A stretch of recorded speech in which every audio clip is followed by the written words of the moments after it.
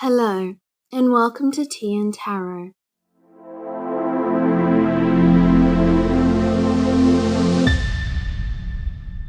I'm your host, Em. In this podcast, we dive into the world of tarot each week, along with a cup of tea. Some weeks, we dive into readings, others into the cards themselves, and some we explore learning about tarot. Today, we're diving into a topic that's as colorful and as captivating as your favorite deck, the art of tarot, appreciating the visual symbolism. Before we get started, let me introduce this week's tea. Saffron tea is a fragrant and luxurious brew with a distinctive floral flavor. Its subtle sweetness paired with earthy undertones creates an unforgettable experience. I find it uplifting and perfect for moments when I want something special. This tea is truly a golden indulgence. So grab your coziest blanket, pour yourself a steaming cup of tea, and let's embark on this visual journey together. You know, I've always been a bit of an art nerd.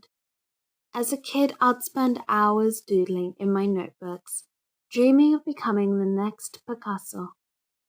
But that didn't quite pan out.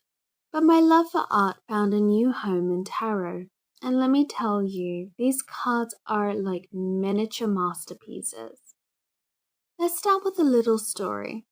Picture this. It's a rainy Sunday afternoon, and I'm curled up on the couch with my first ever tarot deck. I remember opening the box, my hands shaking with excitement and being absolutely blown away by the artwork. Each card was like a window into a different world, filled with symbols and colors that seemed to whisper secrets. I spent hours just looking at the cards, completely forgetting about my cup of tea going cold beside me. That's the power of tarot art. Now you might be wondering, why is the art in tarot so important? Well, let me tell you, it's not just about making the cards look pretty, although that is a nice bonus. The art in tarot is a language all on its own. It's like each card is telling a story and symbols are the words. Take the Rider-Waite-Smith deck, for example. This deck, created by Arthur Edward White and illustrated by Pamela Colman Smith in 1909, is like the grandparents of modern tarot art. Smith's illustrations are packed with symbolism that adds layers of meanings to each card. Let's look at the full card. You've got this carefree young person stepping off a cliff with a little white dog at their heels. The sun is shining and there's a white rose in their hand, and they're carrying a stick with a bundle over their shoulder. Each of these elements tells us something about the card's meaning. The cliff represents the unknown. The dog could symbolize loyalty or instinct. The white rose, purity or innocence. And that little bundle?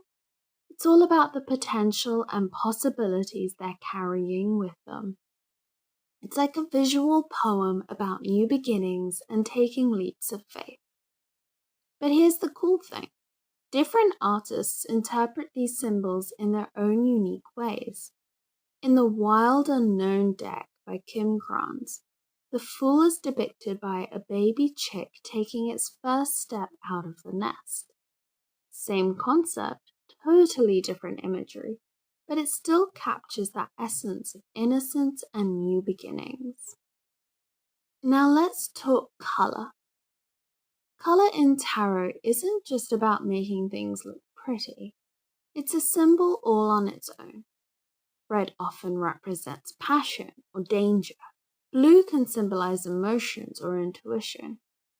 Yellow might stand for intellect or joy. Next time you're doing a reading, pay attention to the colors. What mood do they set? What do they make you feel? And don't even get me started on the minor arcana. Each suit has its own set of symbols. Cups are all about emotions and relationships, often depicted with water imagery.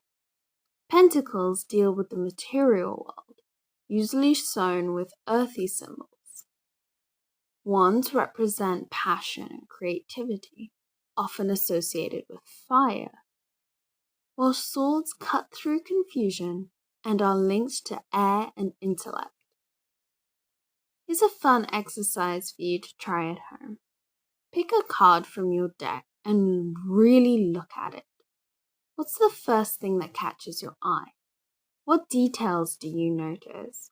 How do the symbols and colors make you feel? There's no right or wrong answer. It's all about your personal connection to the art. You know, appreciating the art in tarot has really changed how I do readings. It's not just about memorizing card meanings anymore. Now I let the imagery speak to me. Sometimes a tiny detail in the background of a card will jump out and provide the perfect insight for a reading. I remember doing a reading for a friend who was feeling stuck in her career. I pulled the 8 of Cups, and in this particular deck there was a full moon illuminating a path leading away from the cups. It was like this card was saying, hey, sometimes you need to walk away from what's comfortable to find what truly fulfills you. This visual metaphor resonated so strongly with my friend, it gave her the courage to explore new career paths.